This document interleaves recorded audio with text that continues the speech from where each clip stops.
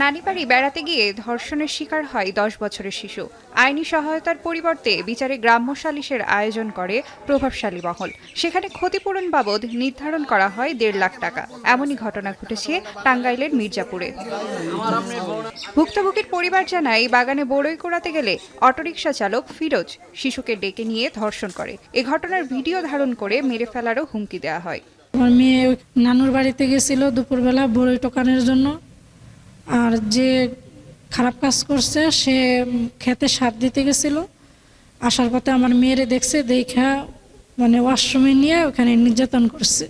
স্থানীয়রা জানায়, ঘটনাটি জানাজানি হলে সালিশের জন্য পরামর্শ দেয় স্থানীয় মাতবর।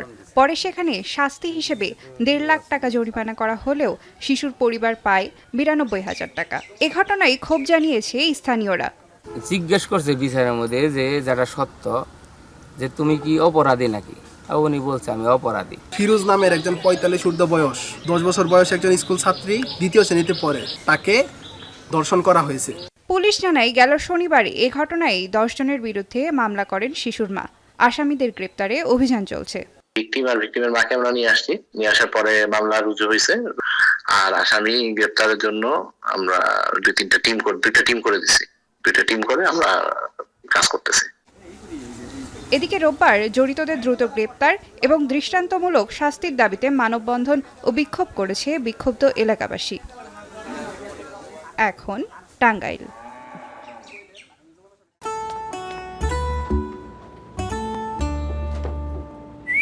এই ঈদে জুয়েলারি ক্লোদিং এ বিকাশ পেমেন্টে ডিসকাউন্ট।